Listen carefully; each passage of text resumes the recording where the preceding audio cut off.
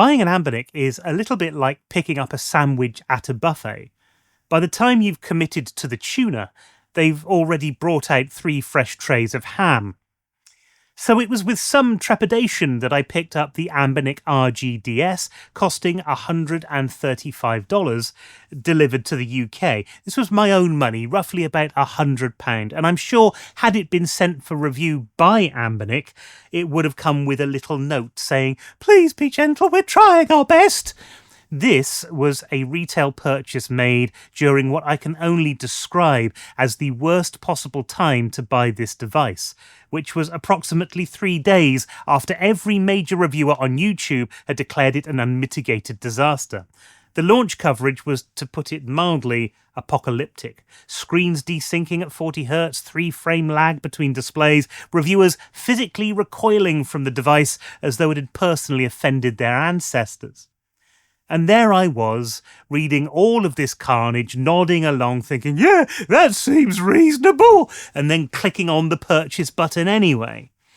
But I had to review this thing. I wanted to know whether the retail unit, the one that actual paying customers would get, was functional. So I ordered one. The box arrived on a Wednesday, which seemed appropriate somehow. This isn't a dramatic enough delivery for a Monday. It's not relaxed enough for a Friday. It's just a kind of middle-of-the-week sort of delivery. The contents were standard fare. The device itself has got a USB cable with it. It's got instruction manual, and you also get a few added extras too. First off, there are 2 screen protectors because, well, you've got 2 screens. Although people have used these have said that they do bubble up when you close the lid. Open it up again in the morning and it looks less like a gaming console and more like a gaming crumpet. And on a clamshell device, I'm not entirely sure why you'd want to use them anyway. Maybe to protect against the stylus. I don't know. It technically makes it more safe, I'm sure. But I suppose it's a bit like wearing a helmet to bed. That's just not how you do safe sex.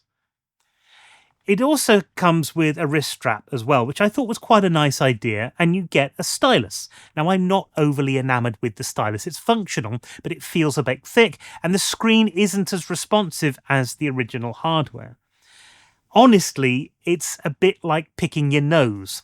I find using my finger is an awful lot better. And the other problem with this device, of course, is that the stylus is completely detached from the body. I have no idea what an integrated stylus would have cost, but I know that this is something that a lot of people will be missing from this device. That aside, the best thing as a retail customer was that I never saw the broken version that other reviewers did. I went straight in with the updated firmware, and it's made for a much nicer experience out of the box. I got the unit without an SD card. Setting it up was as simple as copying games into the right folders, but I was unsure what the right folders were to begin with. I may do a video about setting up one of these Anbernic Android devices to cover that later on. Once I was finally in the game, the experience was good. There's about 1 frame of lag, but it's mostly unnoticeable, but we'll get to that later on. There was no visual artifacts, though, that made it look as though the displays were having a marital dispute. It just kind of worked, which actually left me with a new question. Is this device actually good now, or is it just less broken than it was? That's what I wanted to find out, whether the RGDS in its current form is one you should sonic rush out and buy.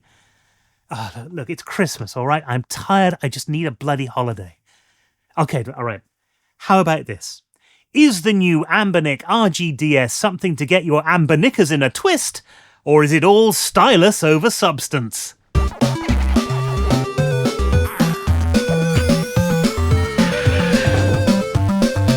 The first thing you notice about this device is the weight. There's a little bit of heft to it. It's not heavy enough to function as a makeshift weapon, although I suppose desperate times call for desperate housewives.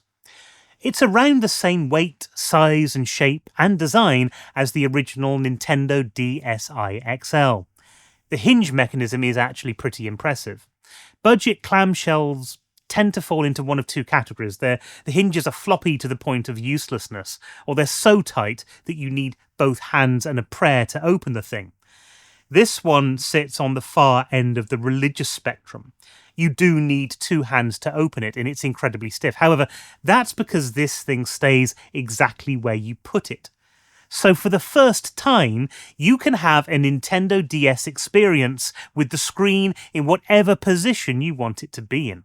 The body is made from a premium feeling plastic, most of which is matte, but it's got a shiny surface on the lid, again, like the DSi XL. The only major problem I found was that the corners were a little bit sharp, and I did find on longer playing sessions that they dug into the palms of my hand.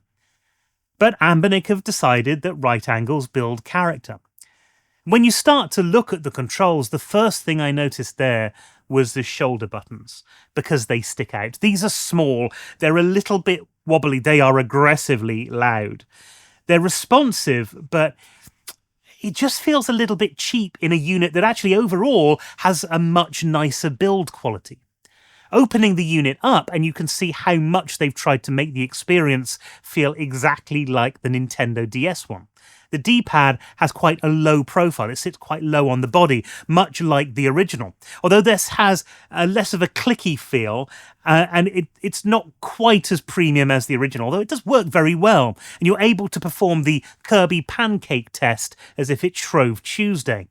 A quick aside here, whilst most of these emulators are set up out of the box, there are tweaks that you're going to want to make for them. RetroArch, for example, when I was looking at Kirby, needed the borders turned off and the aspect ratio fixed. And you'll need to tinker if you want the absolute best gaming experience. The face buttons are actually quite nice. They're membrane, almost to the point of feeling soft, but that's not to be confused with mushy. Again, they're set quite low on the body, but they handle well. But a major bone of contention on this unit has been the analog sticks. Now, I've got quite a few Anbernic devices now, and I've got to say, for me, the analog sticks in this are better than a good many of the analog sticks on the others, even though they're still those Vita-style sticks. They are nowhere near as unpleasant as on other devices. There's a little bit more travel to them, just enough so that it feels nice. However, these do, like all of the others, suffer from cardinal snapping. It's a bit disappointing when we have options like the Magni Air X or the TrimUI Smart Pro S for around about the same price, and those have got Hall Effect and TMR sticks respectively.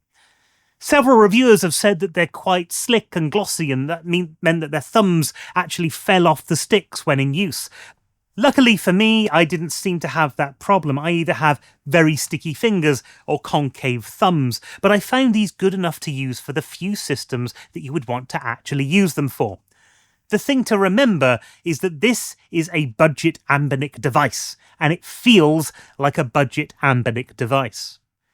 One of the things I love about this is the front-facing speakers. The speakers themselves are actually placed either side of the screen, the same way they are on the original DS units. And this gives you a lovely, rounded sound to your games, and it is so much nicer than those downward-facing speakers that we see on many devices out there.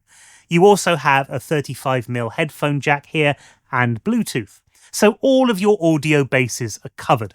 The headline feature of this, though, is that it's a dual-screen device, so the screens really should be the star of the show. These are 2 IPS panels instead of a single screen split into 2 by graphics, and this hardware separation does change the game considerably. Each screen is lovely and bright, something that you should expect from modern IPS panels. And Anbernic have been making some really good panels recently, or buying them in, I don't know. The colour saturation, the viewing angles are brilliant. And if you spent any time with the original DS hardware, you'll notice the visual improvement immediately.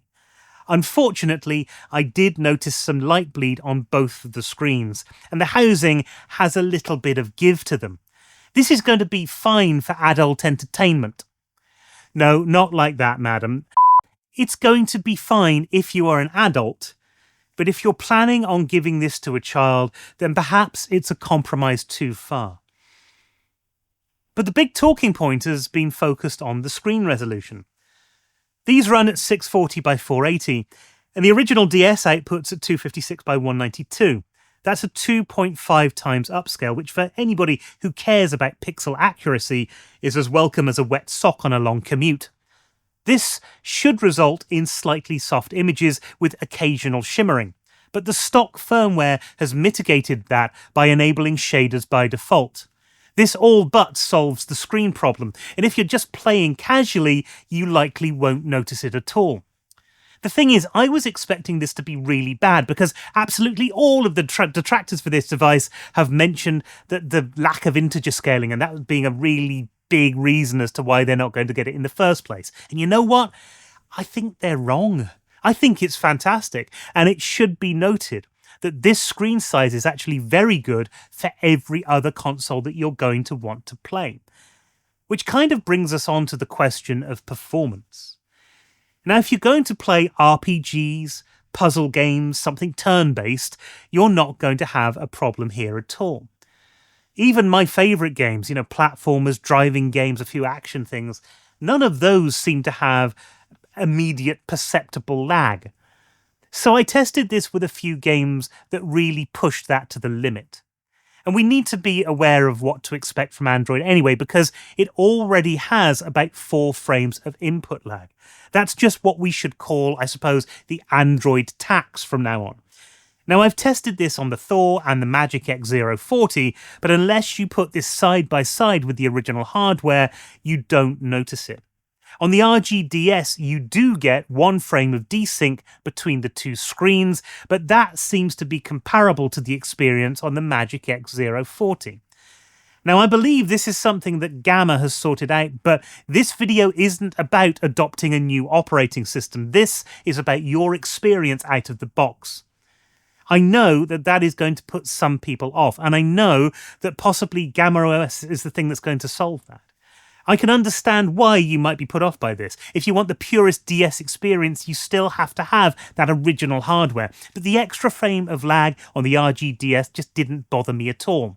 It's rare to have a game that relies on the 2 screens matching so perfectly, so this isn't a problem on Mario Kart or Boulder Dash. It was even fine, acceptable on Sonic Rush and Contra 4, but you do start to see a problem on rhythm games. Rhythm Heaven was playable but compromised. The problem really is that you can't rely on the audio cues. So if your reason for buying this is purely rhythm games, then I would avoid this unit completely. But if you wanted other parts of that Nintendo DS catalogue, then this has got an awful lot going for it. Platformers are nice, beat-em-ups, racers, action games, they're all good. The puzzle games on here are fantastic. And you've got access to series like Professor Layton and Ace Attorney, which aren't going to cause you too many problems. It might mean that you have to get your muscle memory back in again, sorry. So the device, as far as I'm concerned, is nowhere near as janky as it was, and that carries through to the software experience as well. And I already said when I first booted this up, the emulators were all set up for you. You're going to want to spend some time tinkering with these to get it right for you, but that isn't too different from the experience that you get if you bought any other Anbernic device, and many other devices as well. You also get the Anbernic launcher, and this is my first time using it, and I actually quite liked it. It's responsive. It's not as graphically interesting as something like ESDE, but you have the touch controls with it as well, which is a lovely feature. I was disappointed to see that some systems didn't fill the screen. They had overlays and borders included. It's almost like they've taken all of the settings for a widescreen device and they've just ported them across to this non-widescreen unit. Because all of this content should play at full screen on these devices. But if you're into emulation, you'll have faced these challenges before. It is fixable and it's not too onerous. And what you're left with is basically a device that can play everything up to PS1 incredibly well. Although, totally honestly, I would not trust this for anything higher than PS1. It struggles with Dreamcast, PSP, Nintendo 64. You do get all of the benefits of emulation, though, things like save states and fast forwards, and that's really the major benefit of this unit. For anyone playing RPGs on the original DS with modern patience levels, being able to skip dialogue or cutscenes justifies the compromises on its own. And yeah, this is powerful enough to fast forward. Some people said it wouldn't be, but it absolutely is. Drastic is set up so that it will save your state automatically on exit and load back into where you left off when you open the game. This is a lovely feature, and the fact that it's turned on out of the box is going to make a lot of people very, very happy. As much as this has its quirks, this is a really nice software experience. Judged purely on its merits then, the RG DS is really a lovely device. The screens are bright and vibrant, the build quality is good for the most part, and most DS games work without major issues. It's not perfect, no. And if you put it side by side with the original hardware, you can see where compromises have been made. But the original hardware is starting to get old. Units are starting to get a lot more expensive. And whilst I've had some very good experiences with the DSi XL, I'm probably going to be picking up the RG DS more often. That is, of course, if the battery holds out. The official claim is that you can have around 6 hours of playtime. But in my testing, it feels more like 3 to 5. I mean, it depends on what you play, on what system you're playing. And of course, if you're playing mostly DS, then it's going to reduce. You know, it doesn't seem too bad on the face of it, 3 to 5 hours. But you've also got to remember that this takes roughly 3 hours to charge. And one of the reasons that playtime seems so truncated is because there's no way to turn off your second screen. If you're going to use this for a few hours a day at most, and you're gaming at home, then you're not going to have any problems with the battery life.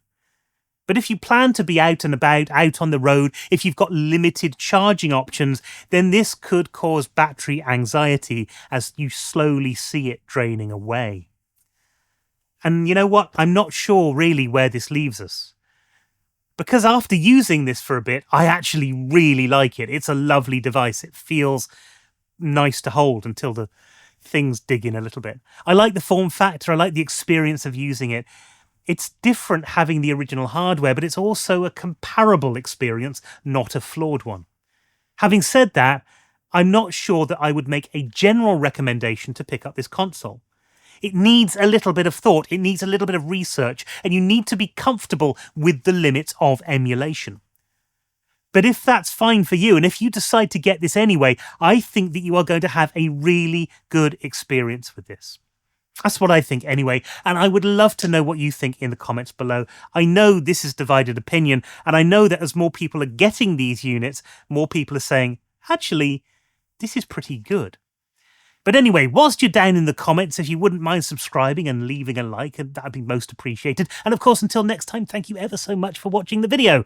Hope you have an enjoyable weekend and whatever it is you're doing for the rest of the week. Oh, it's Christmas, isn't it? Oh, that'd be nice. And until next time, happy gaming.